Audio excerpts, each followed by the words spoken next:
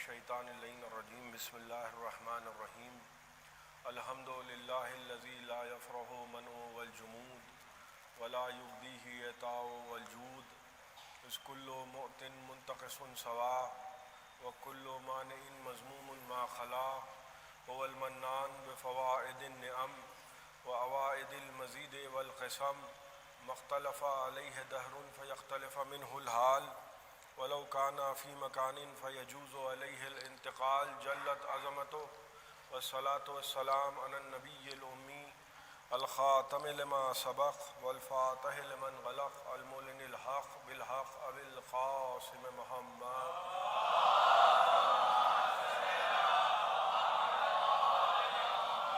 الصلاة والسلام علی اہل بیتہ الطیبین الطاہرین المعصومین المظلومین الذین اذهب اللہ عنہم الرجس وطہرہم تطہیرا.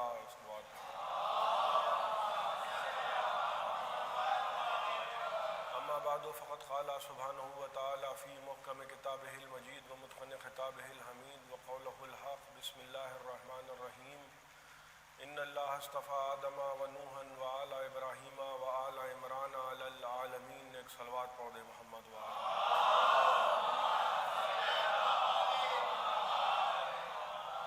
بھیا آپ یہاں آئیے. جو چھوٹا بچہ بیٹھا ہے ان کو یہاں بھیج دیے یا بھیا یہاں آ جاؤ.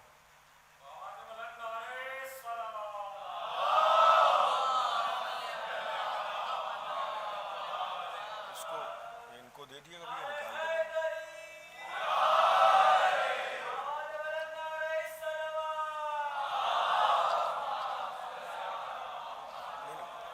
ابھی رکھا رہیں گے ان کو دے دیے کر دیں گے. ایک صلوات پڑھ دے محمد.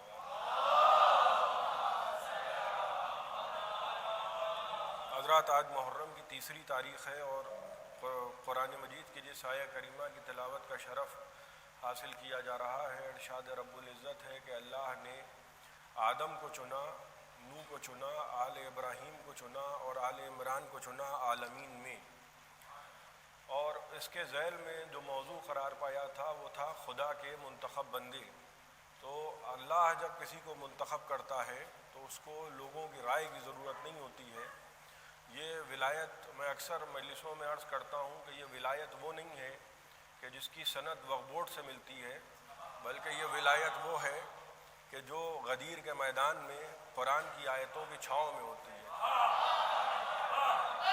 الحمدللہ خدا کا شکر ہے کہ ہم نے نہ ان کو امام مانا ہے کہ جن کو اہل محلہ نے امام بنایا ہے، نہ ہم نے ان کو پیشوا مانا ہے کہ جن کی تائید انجمن والوں نے کی ہے. ہم تو ان کو مولا مانتے ہیں کہ جن کے نام نبی نے نام بنام لیے ہیں اور اصحاب کے مجمع میں ایسے فضائل سنائے ہیں کہ اصحاب بھی جھوم جھوم کے کہتے تھے بخن بخن.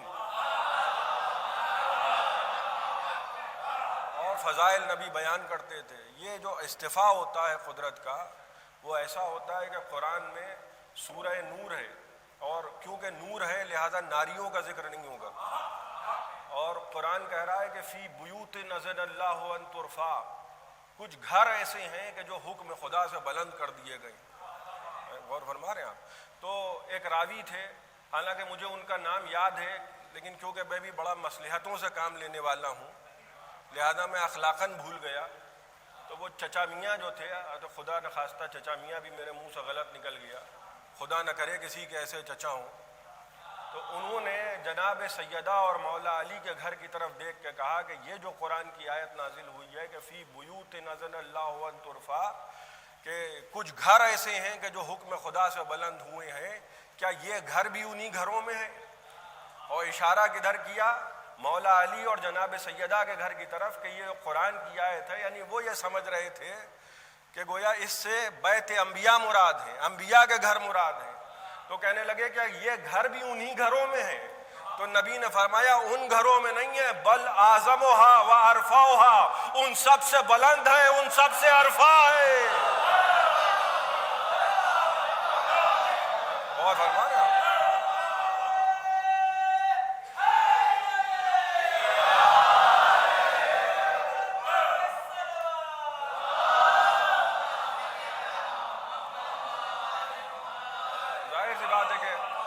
جانتے تو سب تھے، لیکن کچھ بزرگوار ایسے ہوتے ہیں کہ جن کے سوال کرنے سے بچوں کو فائدہ ہو جاتا ہے، تو وہ سوال نہ کرتے تو ہو سکتا ہے کہ ہم تک وعلیکم السلام آتا نہ۔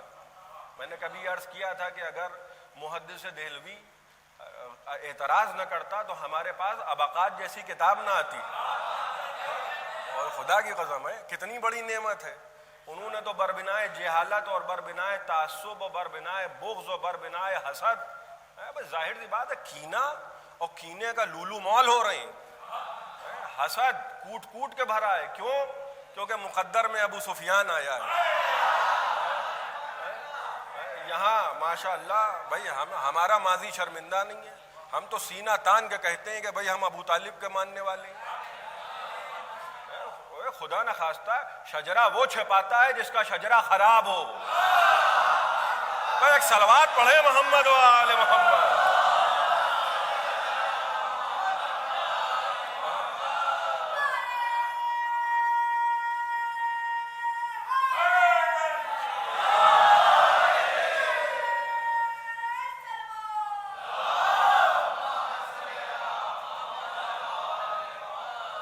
جس کا شجرہ اچھا ہو وہ شجرہ چھپائے گا کیوں؟ میں نے کل عرض کیا تھا کہ وہ نور جو تھا، وہ جو جناب آدم علیہ السلام کی پیشانی میں آیا تھا، آدم نے کہا کہ پروردگار نور کا مشاہدہ چاہتا ہوں، لیکن نور ہاتھوں میں نہیں آیا بلکہ پیشانی میں آیا۔ اور اس کے بعد جب آدم نے کہا کہ پروردگار میں پیشانی سے نور کی زیارت تو کر نہیں سکتا، تو پھر ہاتھ کے انگوٹھوں میں وہ نور آ گیا۔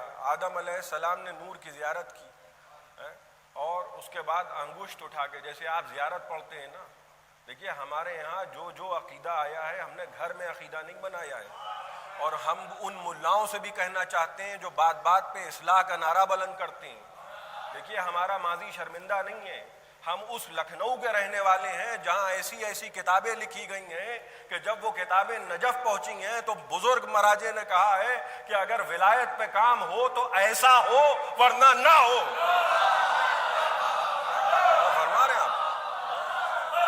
علامہ امینی بھی آئے تو اسی لکھنؤ شہر میں آئے، الغدیر لکھی گئی تو یہیں لکھی گئی، اور فرما رہے ہیں آپ، تو ہمارا تعلق اس شہر سے ہے۔ مرزا بھی ہیں تو دبیر جیسے، اور سید بھی ہیں تو انیس جیسے، اور فرما رہے ہیں آپ، تو جب حسب نسب انسان کا اچھا ہوتا ہے، ماضی اچھا ہوتا ہے، تو بیان کرنے میں شرمندگی کیسی ہے؟ ظاہر سی بات ہے 200 سال پرانی عزاداری، 250 سال پرانی عزاداری، بھائی اسی ہندوستان میں 1000 سال پرانی مسجد ہے۔ میں نے عرض کیا تھا اسی مجلس میں کسی سال عرض کیا تھا کہ سرسی میں 700 سال پرانا امام باڑہ ہے، اور فرما رہے ہیں آپ، تو 700 سال پرانا امام باڑہ ہونے کا مطلب یہ ہے کہ شیوئی نے تو بنایا تھا، اور فرما رہے ہیں آپ اگر جھاؤلال نے بھی امام باڑہ بنایا ہے، یہ نہ کوئی کہے کہ یہ ضروری تو نہیں ہے کیونکہ جھاؤلال نے بھی تو امام باڑہ بنایا ہے، یہ ہو سکتا ہے کوئی کہے تو ہو سکتا ہے کہ جواب میں پہلے ہی دیے دے رہا ہوں۔ دیکھیے جھاؤلال نے امام باڑہ بنایا تھا، اس لیے بھی بنایا تھا کیونکہ یہاں کے نوابین شیعہ تھے۔ بس میں کچھ کہہ گیا، اس سے آگے میں کچھ کہوں گا نہیں، اور فرما رہے ہیں آپ کیونکہ نوابین شیعہ تھے امام باڑہ بنائے، ورنہ ظاہر سی بات ہے مسجد ہے، امام باڑہ ہے تو ماضی تو ہے نا، ظاہر سی بات ہے۔ اب آپ غور کیجئے گا، وہ نور جو جناب آدم کی پیشانی میں تھا، میں نے کل عرض کیا تھا کہ وہ نور 2 تھے، پہلے نور 1 تھا، اللہ نے ان نور کو تقسیم کر دیا، اور کل میں نے وعدہ کیا تھا کہ اب وہاں سے گفتگو شروع ہوگی، لیکن وہاں سے نہیں شروع کر رہا ہوں، کہیں اور سے شروع کر رہا ہوں، اور یہ اعلان بھی اس لیے کر رہا ہوں تاکہ آپ یہ نہ کہیں کہ وعدہ خلافی کی۔ اب وہ گفتگو آپ اپنے ذہنوں میں محفوظ رکھیے گا کبھی اور۔ آج آدم کے بعد ان اللہ اصطفیٰ آدم و نوحً، اب کس کو مصطفیٰ کیا گیا ہے؟ نوح کو۔ 950 برس جناب نوح نے تبلیغ کی ہے قوم میں۔ بے غور فرمائیے گا، ایسی مجلسیں پڑھیے کہ سب آئیں، اور نہ جناب نوح غور فرما رہے 950 برس تبلیغ کر کے کہنے لگے پروردگار میں تو ان کو بلاتا رہا یہ نہ آئے، اب یا مجھے اٹھا لے یا انہیں اٹھا لے۔ دیکھیے جس کے دل میں صنم ہوتے ہیں، بلکہ جملہ بدل کے کہہ دوں کہ جن کے دلوں میں صنم قریش ہوتے ہیں، ان پر ولایت کی باتیں اثر نہیں کرتی، کہنے لگے پروردگار اب بس بہت ہو گیا ہے. مفسرین نے لکھا, کسی نے لکھا جناب نوح کی عمر 1600 برس اور کسی نے لکھا 2500 سال ہے. بھئی غور کیجئے گا, جناب نوح کہنے لگے پروردگار اب بس بہت ہو گیا, اب صبر کا مادہ نہیں ہے. لیکن نوح نے شکوہ کس بات کا کیا؟ جناب نوح نے شکوہ اس بات, لیکن نبی کا شکوہ بھی تو سمجھیے, ہم ایسے ہی کسی کو برا نہیں کہتے ہیں. اور فرما رہے ہیں آپ, نبی شکوہ کر رہے ہیں پروردگار میں بلاتا تھا یہ آتے نہیں تھے, تو نبی نے نہ آنے کا ذکر کیا کہ میں بلاتا رہا یہ آئے نہیں. نبی نے یہ نہیں کہا کہ جنگ کے میدان میں چھوڑ کے بھاگ گئے. نبی کہہ رہے ہیں میں ان کو بلاتا رہا, میں دعوت دیتا رہا, مگر یہ بدبخت, یہ کمبخت یہ آئے نہیں. پروردگار اب عذاب بھیج دے. اچھا وہاں قوم کا عالم یہ ہے, بھئی ذرا توجہ چاہ رہا ہوں, قوم کا عالم یہ ہے کہ سورہ ہود میں ارشاد ہو رہا ہے وَقَالَ مَلَائِ الَّذِينَ كَفَرُوا مِن قَوْمِهِ مَا نَرَاكَ إِلَّا بَشَرًا مِثْلَنَا, کہ قوم کہنے لگی کہ نوح تم تو ہم جیسے ہو, تمہارے بھی 2 ہاتھ ہیں ہمارے بھی 2 ہاتھ ہیں. اور فرما رہے ہیں تمہارے بھی 2 پاؤں ہیں ہمارے بھی 2 پاؤں ہیں, تم بھی کھاتے ہو ہم بھی کھاتے ہیں. یہ وضاحت نہیں کر رہے ہیں کہ ہم حرام کھاتے ہیں تم حلال کھاتے ہو, چلتے تم بھی ہو, یہ نہیں کہہ رہے ہیں. بھائی یہ پوری کی پوری زمین جو ہے یہ جناب سیدہ کا مہر ہے. روایتوں میں وارد ہوا ہے کہ دشمن سیدہ زمین پہ چل رہا ہے, حرام چل رہا ہے. اور فرما رہے ہیں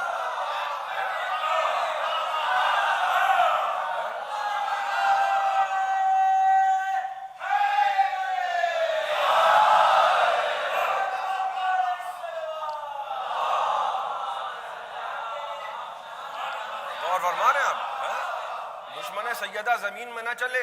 اچھا تو قبر کے باہر جو کر لے, یہ بھی تو مسئلہ ہے نا. بھائی مہر میں ملی ہے زمین زوجہ کو, اور شوہر کون ہے؟ ابو تراب. بھاگنے کا راستہ ہی نہیں ہے. اینٹ ہیٹ کے چل لیے, جب قبر میں پہنچے تو پتہ چلا منکر نکیر آئے, کہا کہ بھئی تمہارا امام کون ہے؟ انہوں نے جو ہے اور فرما رہے ہیں ہم, ارے بھائی اب کچھ کہا بھی تو نہیں جا سکتا, مگر چپ رہا بھی تو نہیں جا سکتا. اور فرما رہے ہیں ہم, انہوں نے کسی اور کا نام لے دیا, وہاں پتہ چلا جوتوں کی بارش ہو رہی ہے. یہ تو خیر میں نے نوجوانوں کے لیے مزاحن ایک جملہ عرض کیا. قوم نوح کے لوگ کہہ رہے ہیں ما نراکا الا بشرا مثلنا, ہم تو تم کو اپنے جیسا بشر دیکھ رہے ہیں, تم میں ہم میں کیا فرق ہے؟ اگر یہ کلام الہی ہے, یہ پیغام ربانی ہے, تو یہ پیغام تو فرشتوں کو لے کر آنا چاہیے تھا. دیکھیے نبی کو اپنے جیسا سمجھنا یہ کوئی اچھی عادت نہیں ہے. نبی ہم جیسے ہیں, ہمارے 24 نمبر والے جو بھائی ہیں وہ کہتے ہیں وہ تو ہم جیسے تھے. اچھا پھر اس کے بعد مسئلہ یہ ہوتا ہے کہ جب علی کے فضائل بیان کرتے ہیں تو کہتے ہیں حد سے بڑھا دیا. بھئی جب آپ نبی کو اپنے جیسا سمجھیں گے تو علی سمجھ میں کیسے آئیں گے؟ ایک صلوات پڑھیں محمد و آل محمد.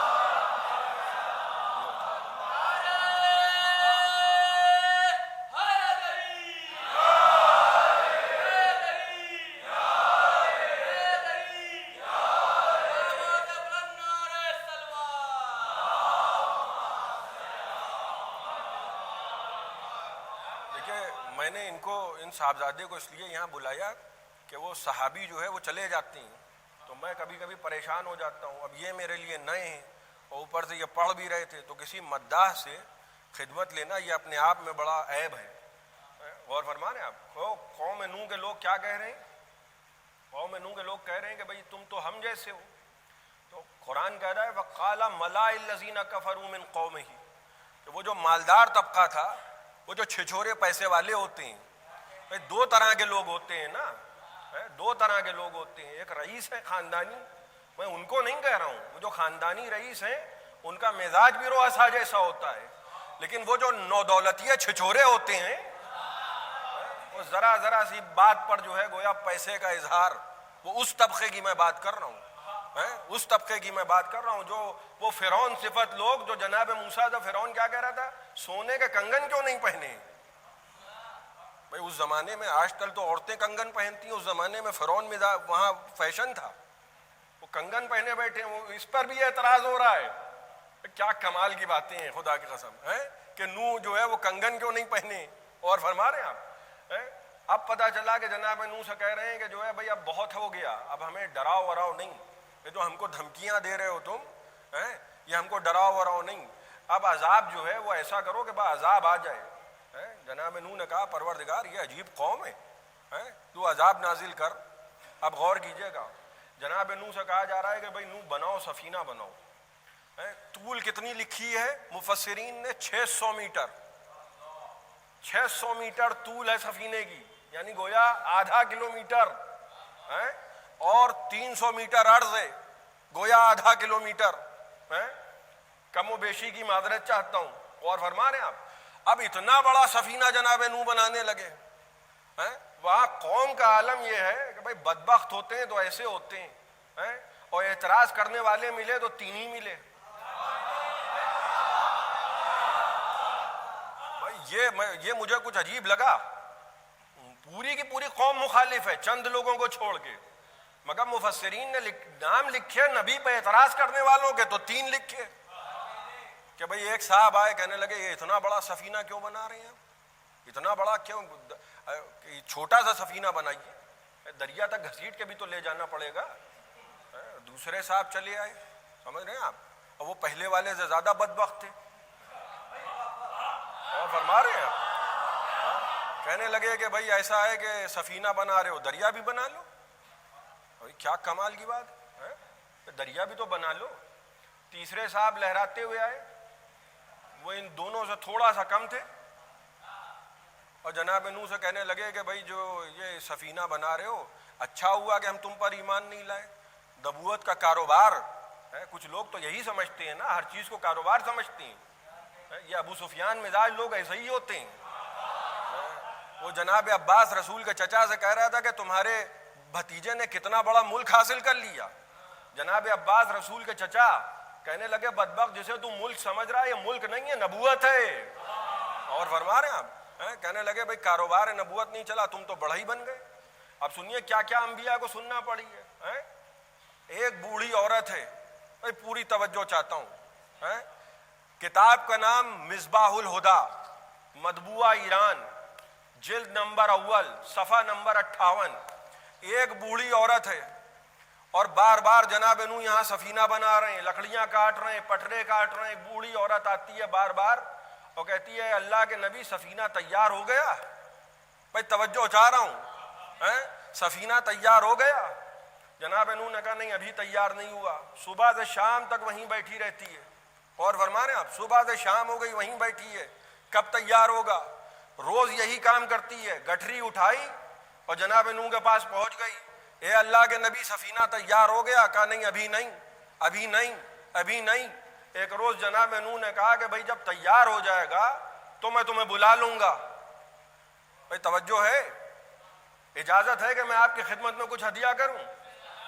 غور فرما رہے ہیں آپ, روز آتی ہے, روز آتی ہے. جناب نوح اکتا گئے, کہنے لگے کہ بھائی جب تیار ہو جائے گا تب بلا لوں گا. اب اس کو جناب نوح کے وعدے پر اعتبار ہو گیا. بھائی غور کیجئے گا, وہ جا کے اپنی کوٹھری میں, اپنی حجرے میں جا کے بیٹھ گئی. اب اتنے میں آ گیا طوفان. طوفان جب آیا, بھائی بڑی توجہ چاہ رہا ہوں نوجوانوں کی خاص طور پہ, اب جب طوفان آیا تو طوفان عالمی تھا, کسی خاص خطے پہ نہیں تھا, پوری دنیا ڈوب گئی. اس لیے کہ نبی نے کہا تھا کہ پروردگار روئے زمین پر کسی کافر کو زندہ نہ چھوڑنا. یہ ہے نبی کی بد دعا کا اثر, روئے زمین پر کسی کافر کو زندہ نہ چھوڑنا. لہذا مفسرین نے لکھا کہ پوری دنیا ڈوب گئی. اب جب سیلاب آ کے چلا گیا تو جناب نوح علیہ السلام نے دل میں شہر کی محبت جاگی. کہا جا کے ذرا دیکھا جائے, معائنہ کیا جائے, مشاہدہ کیا جائے. اب جناب نوح سیلاب کے پانی کے ختم ہو جانے کے بعد شہر کا جب معائنہ کرنے پہنچے, مختلف جگہوں پہ دیکھے, مختلف مناظر یاد آئے ہوں گے. ایک مرتبہ دیکھا تو ایک کٹیا میں ایک چراغ روشن ہے. بڑی توجہ چاہ رہا ہوں. اب جناب نوح کی حیرانی کا ٹھکانہ نہیں ہے کہ بھئی عالمی عذاب ہے, پوری دنیا ڈوب گئی, کیا کوئی خطہ ارض ایسا بھی ہے جہاں عذاب کا پانی نہیں پہنچا؟ بھائی توجہ فرما رہے ہیں آپ، عذاب کا پانی کوئی منطقہ، کوئی علاقہ ایسا بھی ہے کہ جو عذاب سے محفوظ ہے؟ ایک مرتبہ پہنچے، دیکھا چراغ روشن ہے، ایک معمولی سا جھوپڑ پٹی پڑی ہے، اور فرما رہے ہیں وہاں چراغ روشن ہو رہا ہے۔ ایک مرتبہ اللہ کے نبی نے جا کے نعرہ تکبیر بلند کیا، وہ بڑھیا وہی گٹھری لے کے نکلی، اے اللہ کے نبی کیا سفینہ تیار ہو گیا؟ اور فرما رہے ہیں کیا سفینہ تیار ہو گیا؟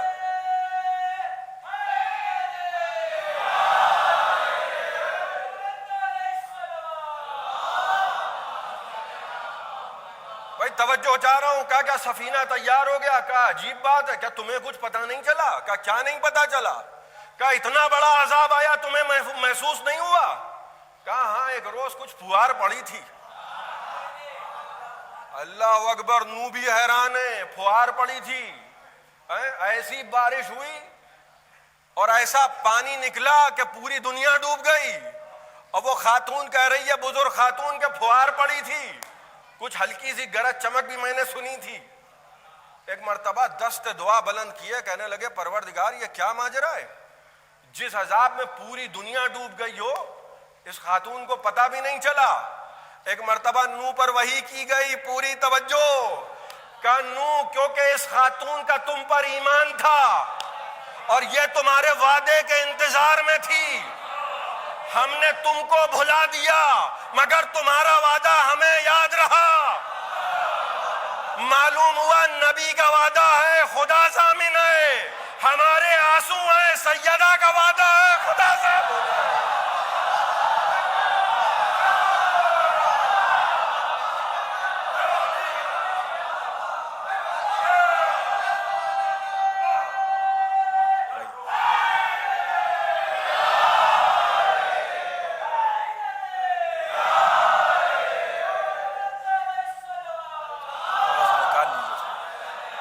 تھوڑا سا اس میں نکال لیا، اس سے بہتر ایک صلوات عنایت کریں محمد و آل محمد۔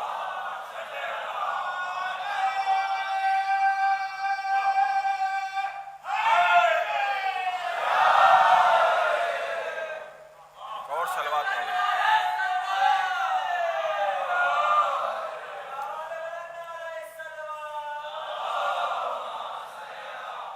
غور فرما رہے ہیں آپ؟ چوتھے امام نے کہا کہ یہ حدیث ہمارے شیعوں تک پہنچا دو، اپنے زمانے کے مومنوں سے کہہ رہے ہیں ہمارے شیعوں تک پہنچا دو، اور ان کو یہ بتا دو کہ پریشان نہ ہو، گھبرائیں نہ۔ میں نے ابھی جو ابتدا میں کہا محلے والوں کے بنائے ہوئے امام کو ہم نہیں مانتے ہیں، غور فرما رہے ہیں، ہم ان کو امام مانتے ہیں جن کو اللہ نے منصوص من اللہ ہیں، جو منصوص من العوام نہیں ہیں، منصوص من الخواص ہیں، منتخب ہیں۔ اور فرما رہے ہیں آپ، کہا کہ دیکھو یہ حدیث ہمارے شیعوں تک پہنچا دو تاکہ وہ اپنے دلوں میں محفوظ رکھیں، جیسے اس بڑھیا تک وہ عذاب نہیں پہنچا، قیامت میں عذاب آئے گا مگر ہمارے شیعوں کو معلوم بھی نہ ہوگا، ہمارے شیعوں کو معلوم نہیں ہوگا۔ نوح علیہ السلام سفینہ بنا رہے ہیں، بھائی بڑی توجہ چاہ رہا ہوں، نوح علیہ السلام سفینہ بنا رہے ہیں۔ اب جو عذاب کا پانی آیا، کہاں سے نکلا عذاب کا پانی؟ مسجد کوفہ میں جو ایک صحن بنا ہے، اس صحن میں جو پھوارہ ہے، جو چشمہ ہے، وہی جناب نوح کا گھر ہے۔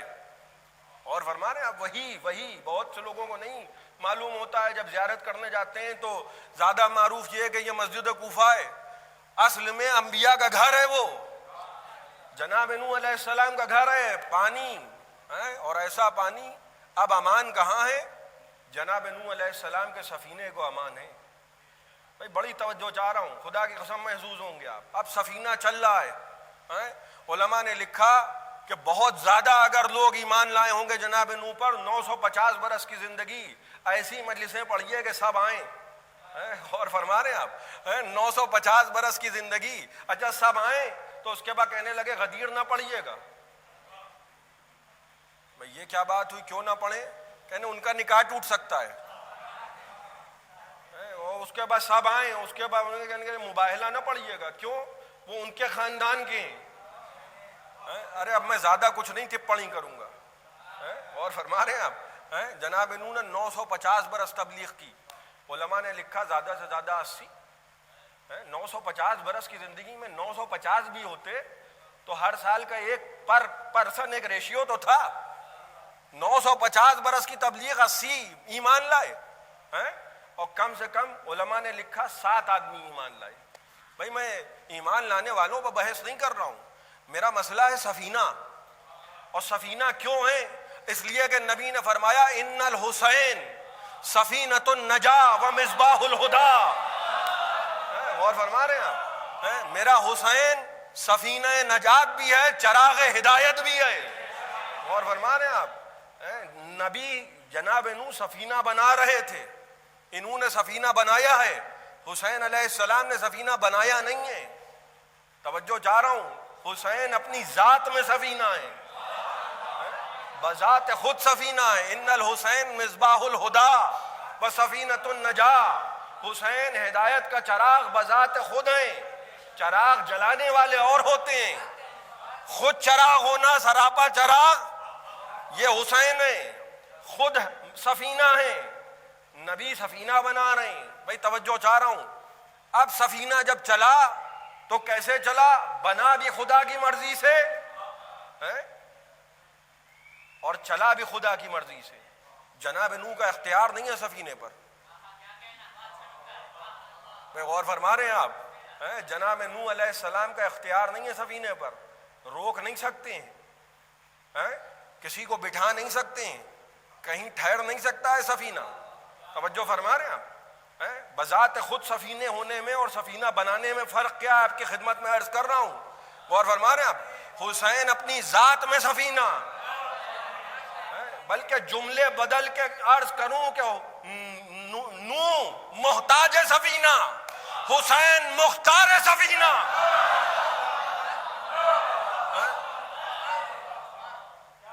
بس عزیزان محترم, سفینہ چل رہا ہے لیکن اس طرح سے چل رہا ہے کہ نوح کے اختیار میں نہیں ہے, نہ کہیں رکے گا نہ کوئی بیٹھ سکتا ہے, مگر یہ حسین کا اختیار ہے کہ جب سفینہ چلا تو کوئی فطرس آ گیا, جب رکا تو کوئی اور آ گیا.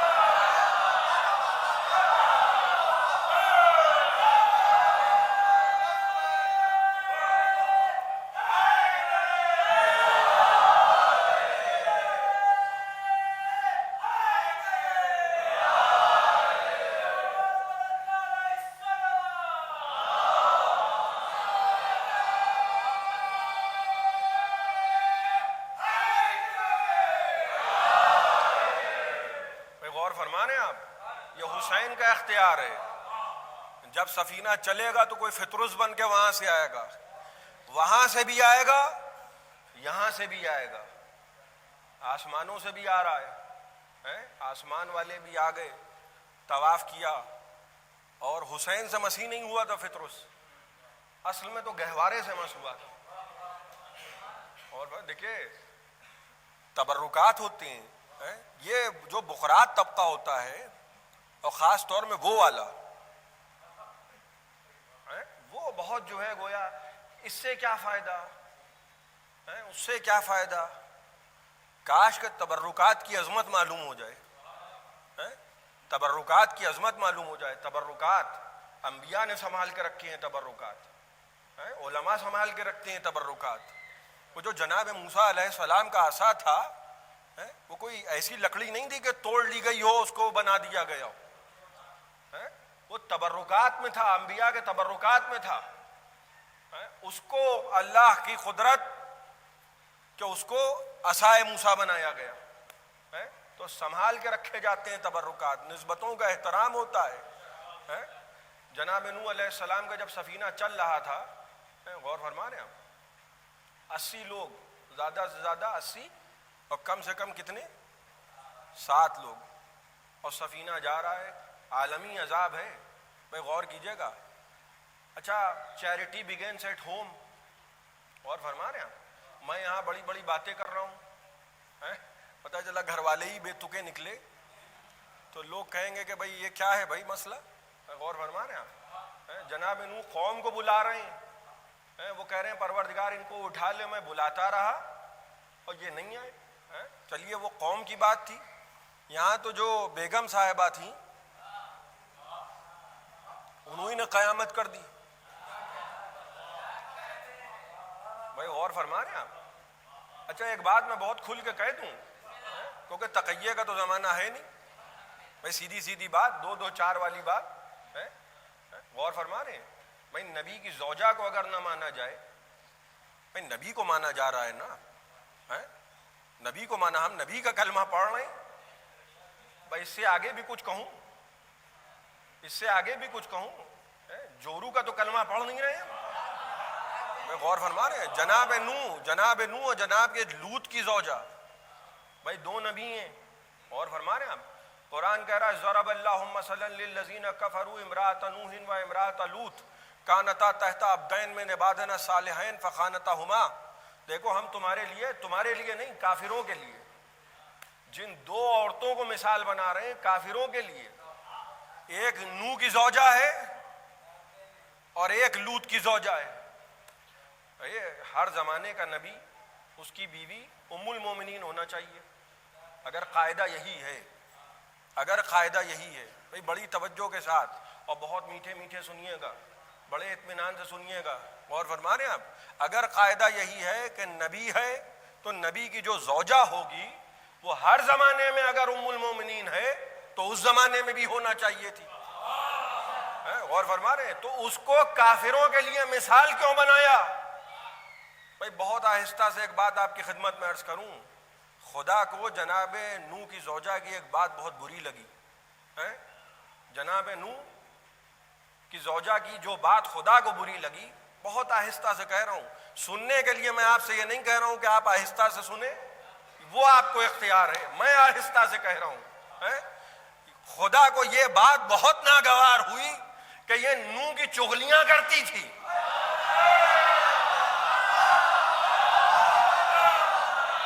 بس اب دوسرا جملہ سنتے جائیے. چغلیاں کی تھی، اونٹ پہ بیٹھ کے لڑنے نہیں آئی تھی.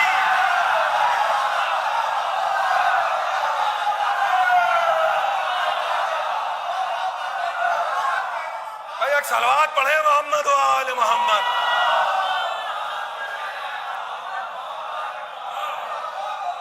غور فرما لیں آپ، خود بھی بہکی جناب نوح کی زوجہ، خود بھی بہکی اور بیٹے کو بھی بہکا دیا. پتا چلا اگر ماں بے تکی ہو بھائی ارے دیکھیے ایسا ہے، ماں کے قدموں کے نیچے جنت ہے. صاف بات سمجھ لیجئے، سمجھ رہے ہیں آپ؟ ماں کے قدموں کے نیچے جنت ہے. مگر یہ نہ سمجھیے گا کہ باپ کا پلہ ہلکا ہے. باپ ولی ہے. گھر میں بھی اللہ نے ولایت کے رشتے کو قائم کیا ہے، اور نبی نے فرمایا کہ اگر تمہارا باپ تم سے راضی نہ ہو تو تم بوئے جنت نہیں سونگھو گے. دیکھیے ماں باپ کی عظمت بھی سمجھ لیجئے. ماں کے قدموں کے نیچے جنت، اور باپ کو حاصل ہے درجہ ولایت. اور اگر باپ راضی نہ ہو، نبی فرما رہے ہیں، تو تم جنت کی خوشبو نہیں سونگھو گے. بھائی جنت میں جانے کی بات میں نے نہیں کی، بو ہے جنت بہت دور ہے، خوشبو بہت دور ہے. بھائی جب ہمارا باپ ایسا ہے، امت کا باپ کیسا ہوگا؟ نبی بلا رہے ہیں، نبی سفینے میں، نبی بلا رہے ہیں. بھائی زوجہ تو ڈوب گئیں. اچھا نبی نے یہ نہیں کہا پروردگار میری بیوی ہے، نبی نے یہ نہیں کہا، میں نے نہیں پڑھا. بھائی اب اس میں دیکھیے چوکنے کی بات نہیں ہے. بیٹے کے لیے ضرور کہا کہ پروردگار بیٹا ہے، بیوی کے لیے نہیں کہا کہ پروردگار بیوی ڈوب رہی ہے. اب اس پہ زیادہ روشنی نہ ڈالی جائے تو بہتر ہے. اور فرما رہے ہیں آپ، کہنے لگے پروردگار بیٹا ہے، اور بیٹے سے کہنے لگے. دیکھیے علماء نے لکھا ہے، نوجوان خاص طور پہ توجہ فرمائیں، علماء نے لکھا ہے بھائی اگر بیٹا کافر ہوتا نبی کی نگاہ میں، توجہ فرمائیے گا، نبی کی نگاہ میں اگر بیٹا کافر ہوتا تو نبی کبھی دعا نہ کرتے. اور فرما رہے ہیں آپ، جناب نوح کی نظر میں وہ مومن تھا مگر مکار تھا. بھائی غور فرما رہے ہیں آپ؟ وہ ظاہر اس کا ایمان والا تھا، باطن اس کا کفر میں لپٹا ہوا تھا. پتہ تب چلا جب نبی کو چھوڑ کے پہاڑ پہ چڑھ گیا. بھائی غور فرما رہے ہیں آپ؟ بھائی نبی کو چھوڑ کے پہاڑ پہ چڑھ گیا. قرآن نے کہا یہ کافر ہے. قاعدہ معلوم ہوا، چاہے نبی کا بیٹا کیوں نہ ہو، اگر نبی کو چھوڑ کے پہاڑ پہ چڑھ جائے امیر المومنین نہیں ہوگا، کافر ہوگا. ایک صلوات پڑھیں محمد وآل محمد. بھائی غور فرما رہے ہیں آپ؟ بھائی نبی کا بیٹا اگر پہاڑ پہ چڑھ جائے، قرآن کہہ رہا ہے یہ نااہل ہے، اور جس کے حسب نسب کا پتہ نہ ہو، وہ اگر نبی کو چھوڑ کے پہاڑ پہ چڑھ جائے، جب پہاڑی پہ چڑھنا تھا تو آئے کیوں تھے؟ بھائی یہ بھی تو ہے، آپ کو بھاگنا ہے اردو میں، ہندی میں نہیں. ہندی میں ان کا کوئی بھاگ نہیں ہے. اردو میں جب آپ کو بھاگنا ہے تو آئے کیوں ہیں؟ دیکھیے یہ تو سب کو معلوم تھا کہ لڑنا بھیڑنا جو ہے وہ کسی کا وہ نہیں ہے. دیکھیے نماز ہم سینہ تان کے کہہ سکتے ہیں. آج محرم کی 3 تاریخ ہے، ہم کو کوئی نماز کی دھونس نہ دے. بھائی کھلی بھی بات کر رہا ہوں، کسی کو بری لگے تو بری لگے، ہمیں الیکشن لڑنا ہی نہیں ہے. اور فرما رہے ہیں ہمیں کسی کے دروازے پہ بھیک مانگنے جانا ہی نہیں ہے کہ صاحب ہمیں ووٹ دے دیجئے، ہمیں سبھاسد بنا دیجئے، ہمیں نیتا بنا دیجئے. میں وہ کام ہی نہیں کرنا ہے. میں خدا کی دی ہوئی اس سے بڑی عزت کیا ہوگی کہ آپ ذکر حسین کر رہے ہیں.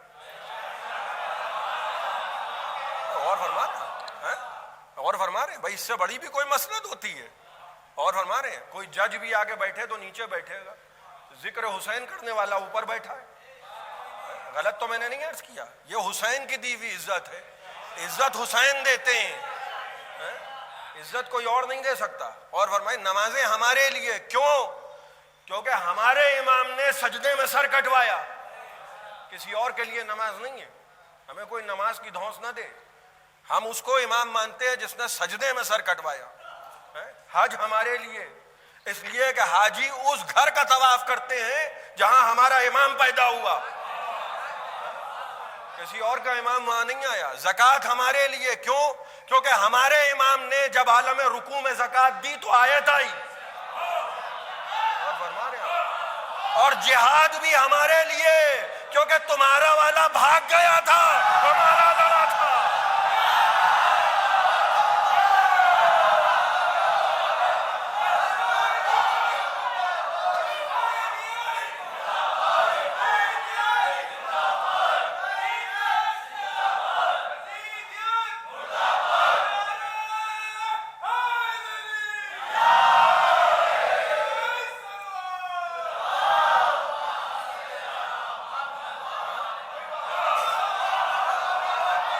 دین ہمارا ہے، دین کسی اور کا تھوڑی ہے.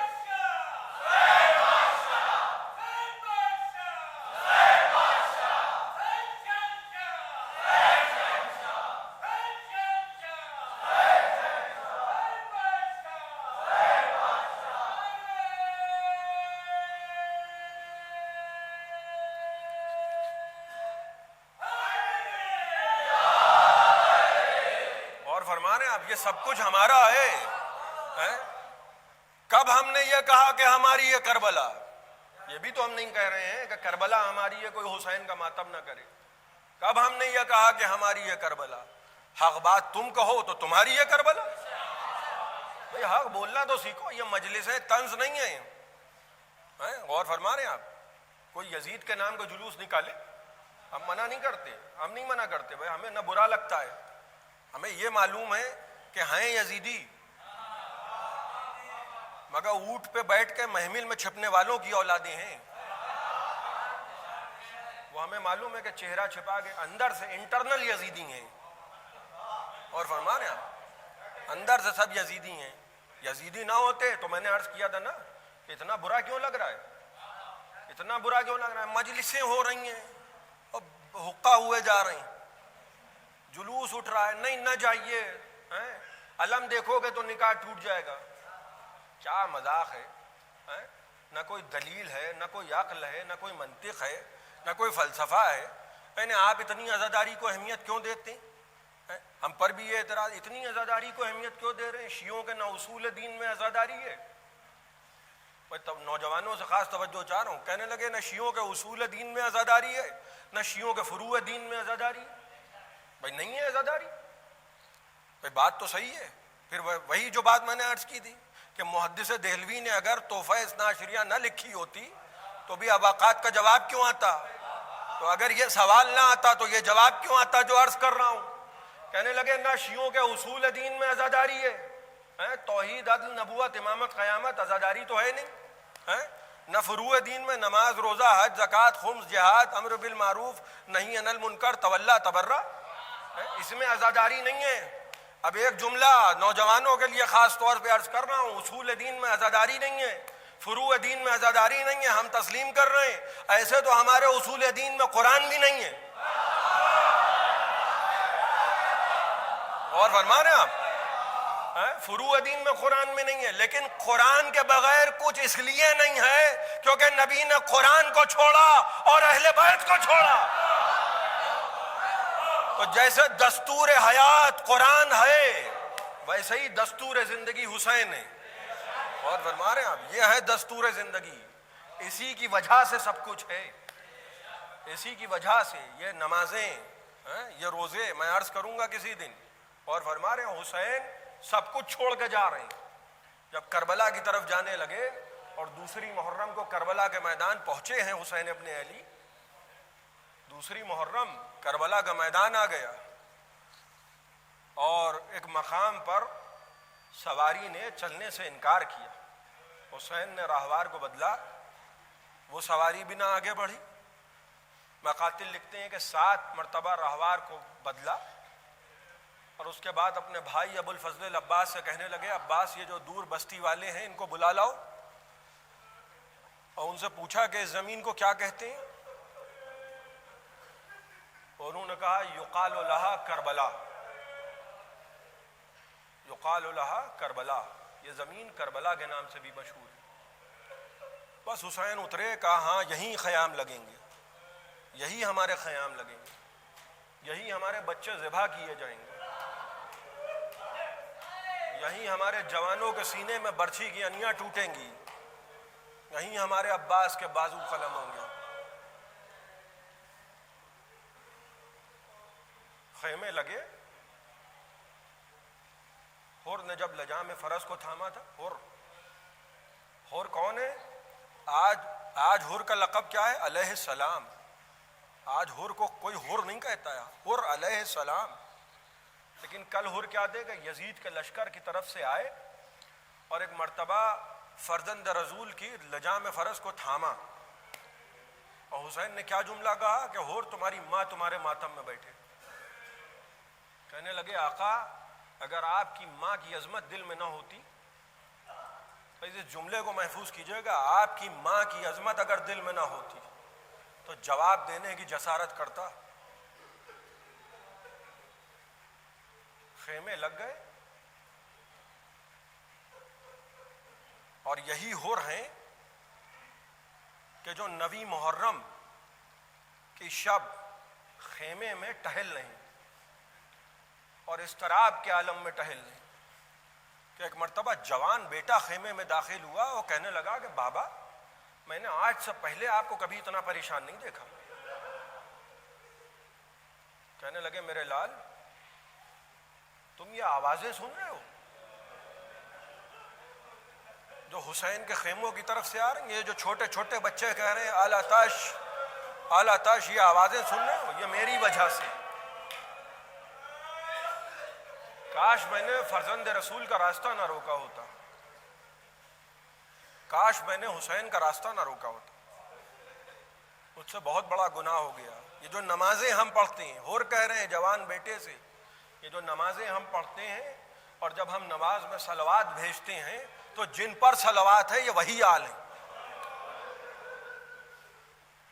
جوان بیٹے نے کہا بابا میں تو آپ کو بتانے آیا تھا اور اپنا فیصلہ سنانے آیا تھا کہ میں صبح حسین ابن علی کی خدمت میں حاضر ہو رہا ہوں. میں تو خدا حافظ کرنے آیا تھا. حور نے کہا اکیلے نہیں جاؤ گے, ہم ساتھ جائیں گے. باپ اور بیٹے صبح عاشور خیمے سے اس عالم میں برآمد ہوئے تو دیکھا کہ حور کا غلام راہوار کو تیار کیے کھڑا ہے. کہنے لگے کہ جاؤ ہم نے تمہیں آزاد کیا. ایک مرتبہ غلام نے پلٹ کے کہا کہ آقا جب تک جہنم کے راستے پہ چلتے رہے ساتھ رکھا, اور اب جب جنت کی طرف جا رہے ہیں تو مجھے آزاد کر رہے ہیں. کہ اچھا مجھے اس طرح سے لے چلو, جوان بیٹے سے اور غلام سے کہہ رہے ہیں کہ اس طرح مجھے لے چلو جیسے کسی گناہگار کو کسی بادشاہ کے سامنے لے جاتے ہیں.